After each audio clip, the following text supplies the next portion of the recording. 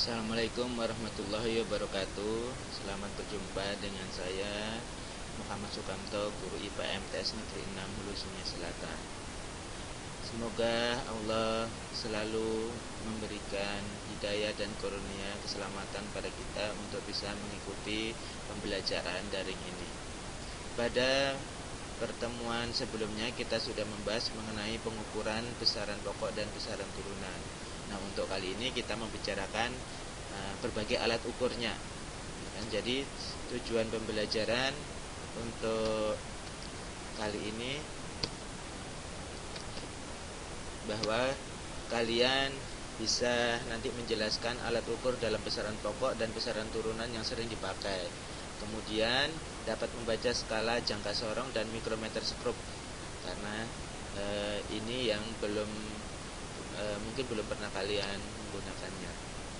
Oke, yang sering kalian gunakan ya kan untuk pengukuran besaran pokok yaitu alat ukur panjang, mungkin ini penggaris ya kan, sering menjumpai juga meteran yang sering dipakai untuk mengukur jalan, atau untuk ini yang ini sering dipakai untuk tukang atau penjahit. Nah, hari ini yang akan kita pelajari yaitu yang ini, jangka sorong, dan yang ini adalah mikrometer skrup. Ini adalah alat ukur besaran pokok panjang.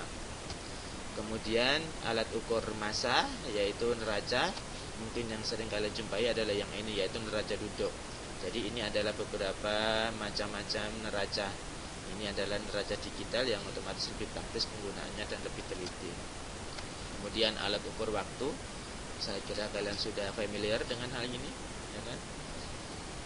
Ada stopwatch, ada jam yang sering kamu pakai. Kemudian alat pengukur suhu, nah ini yang lagi tren sekarang, yaitu termometer untuk mengukur suhu tubuh kita kan. Dalam masa pandemi COVID ini kita sering kemana-mana akan diukur suhu tubuh kita, yaitu dengan menggunakan termometer. Kemudian ini adalah alat untuk mengukur arus listrik, yaitu ampermeter dengan berbagai variasinya, dan selalu ada yang digital karena yang lebih akurat. Kemudian untuk mengukur alat besaran turunan, yaitu seperti ini. Kalau tadi massa itu digunakan tadi neraca, maka untuk berat kita menggunakan neraca pegas atau dinamometer, bentuknya seperti ini. Kemudian ini mungkin kalian sering menjumpai ya kan di kendaraan atau di mobil-mobil. Ya, ini adalah speedometer, alat untuk mengukur kecepatan. Oke, nah sekarang kita masuk ke jangka sorong tadi, alat ukur panjang. Ini adalah bentuk-bentuk jangka sorong ini secara manual ya kan, ini secara digital. Ini lebih akurat. Jadi ini jangka sorong ini sering dipakai untuk pertukangan misalnya, atau yang untuk insinyur teknik-teknik dan sebagainya itu. Jadi ini ada beberapa bagian-bagian yang harus kalian mengerti ya kan. Ini ada rahang tetap ya kan, ini ada rahang geser karena bisa digeser-geser. Jadi kita bisa menggunakan ini kuncinya untuk menggeser ke sini. Dan ini ada beberapa bentuknya, yang ini digunakan untuk mengukur diameter, misalnya kita botol ya kan, diameter di luar, sedangkan ini diameter dalam. Karena ini kita bisa geser-geser, maka yang ini bisa memanjang. Yang ini biasanya digunakan untuk mengukur kedalaman suatu benda atau botol dan sebagainya, karena kan ini terbatas, panjangnya terbatas paling 15 cm. Nah, ini adalah bagian-bagian jangka sorong tadi yang sudah saya jelaskan. Ada rahang geser, rahang tetap ya kan. Sedangkan secara pengukuran kita melihati ada dua skala di sini ya kan. Ada skala yang seperti penggaris 0, 1, 2, 3 ini, yang di atas ini adalah skala sentimeter, ini dinamakan skala utama. Sedangkan ada yang di rahang geser, itu yang ini yang bisa digerak-gerakkan. Tadi ada juga angka-angka yang kecil-kecil ini namanya skala Nonius. Nah, ini tadi digunakan untuk tadi mengukur ketelitiannya. Kalau misalnya penggaris kan kalian mungkin cuma sekitar misalnya 1,1 cm misalnya. Nah, ini nanti bisa 3 angka di belakang koma sebagai ketelitiannya. Oke, jadi ini tadi sudah saya jelaskan ya kan. Ini skala utamanya tadi untuk membaca ya kan, skala utamanya. Dan ini skala Nonius, ini yang menjadi perhatian nanti supaya kalian mengerti. Nah, cara menggunakannya bisa kalian baca sendiri nanti, ya kan. Dan yang lebih utamanya nanti kita langsung ke praktek kalau nanti bisa new normal. Oke, nah sekarang langsung aja ke pembacaan skalanya. Seperti yang saya bilang tadi, ini digunakan untuk mengukur diameter yang luar, yang di atas ini adalah digunakan untuk mengukur diameter dalam. Nah, ini contohnya, ada benda ditaruh di sini, di rahang bawah ini, jadi untuk mengukur diameter luar. Ternyata skalanya seperti ini menunjukkan. Nah, ini kita belajar membaca di sini.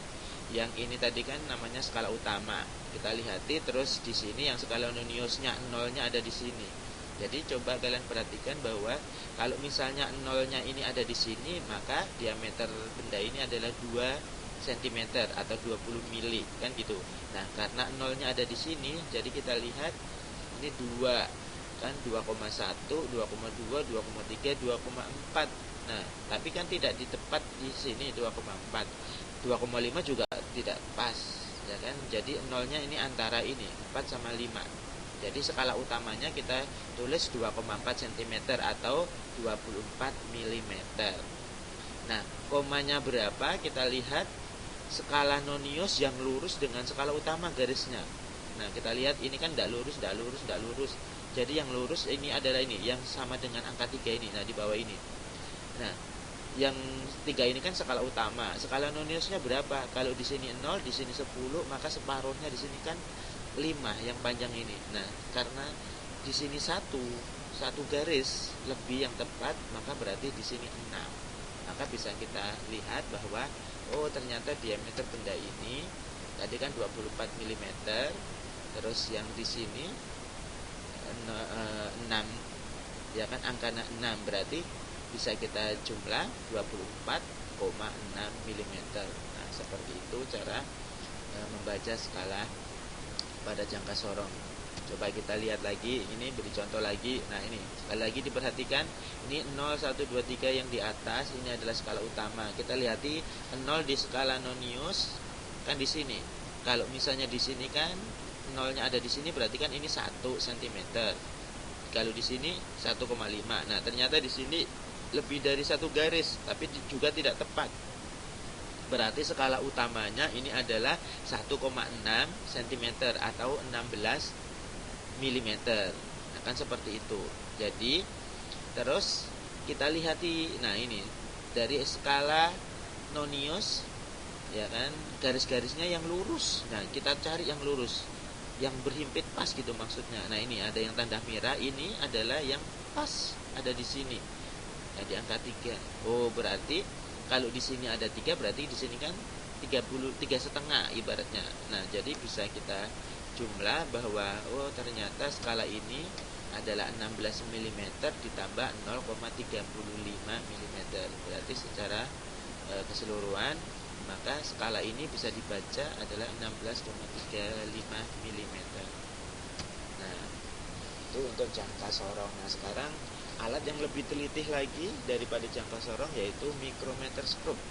Kalau jangka sorong tadi ketelitiannya kan 0,1, sedangkan kalau jangka sorong ini 0,01 mm. Berarti ada nanti 3 angka di belakang koma, bisa 4 seperti itu. Jadi lebih teliti lagi. Sama dengan jangka sorong, ini digunakan untuk mengukur benda-benda yang berbentuk lingkaran atau diameter. Tapi kalau untuk micrometer scope terbatas maksimum 2 cm karena tadi lebih teliti. Kan, jadi contohnya untuk mengukur kelereng, ya kan, diameter kelereng seperti itu. Oke, jadi ini bagian-bagiannya, ini juga bisa digeser-geser tadi. Terus ini skala utamanya dan ini adalah skala noniusnya. Kemudian di sini ada namanya bidal, ini bisa diputar-putar nanti untuk dikunci seperti halnya jangka sorong tadi. Ya, jadi seperti itu. Ini lebih jelasnya kamu bisa baca sendiri cara menggunakan micrometer scope.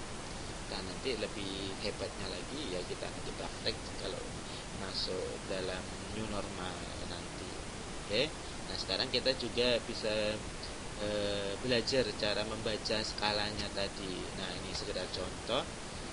Jadi ini kan sama 0, ada 5. Berarti di sini kan 0, 1, 2, 3, 4, 5 di sini. Nah, angka yang bawah ini kan berarti separuhnya, berarti setengahnya. Misalnya di sini berarti kan 0, kalau di sini 0,1 berarti di sini 0,05. Nah gitu. Jadi ini skala utamanya, sekali lagi dalam milimeter juga.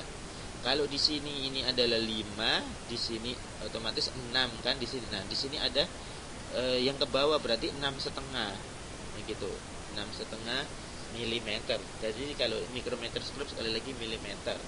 Kalau tadi jangka sorong masih sentimeter bisa. Nah, sekarang kita lihat nih garis yang lurus. Skala nonius yang lurus dengan ini kan berarti angka yang garis yang di atas 20 kan. Di sini satu garis, di sini ada 25, berarti di sini satu garis itu nilainya 1, berarti di sini 21. Nah, gitu. Jadi secara keseluruhan ini cara membaca skalanya yaitu tadi 6,5 milimeter, karena ini lebih, ya kan, lebihnya berapa? 0,21 milimeter. Berarti kalau dijumlah skala ini adalah 6,71 milimeter. Oke, saya harapkan kalian paham. Lebih jelasnya lagi kita ulangi lagi. Nah, di sini ini sama. Ini 0, nah kan ini 6. Nah, 6,5 juga, tapi tidak lurus. Ya kan? Ini tidak lurus. Berarti kita lihat ini 20, di sini 25. Berarti di sini 21, 22, 23. Nah, yang lurus dengan garis ini adalah 23. Berarti nanti tadi seperti yang di sini tadi kan 6,5 milimeter, berarti ditambah 0,23. Nah, kan gitu. Berarti 6,5 ditambah 0,23 berarti 6,73 untuk yang ini. Oke, saya harapkan kalian paham. Kalau kurang paham, sekali lagi dibaca lagi bukunya, diulang-ulang videonya, ya kan. Demikian apa yang saya sampaikan untuk membaca skala, jangka sorong, dan mikrometer skrup, terutama dalam penggunaan alat dalam mengukur besaran pokok dan besaran turunan. Saya lagi mohon maaf. Wabillahi taufiq wal hidayah. Wassalamualaikum warahmatullahi wabarakatuh.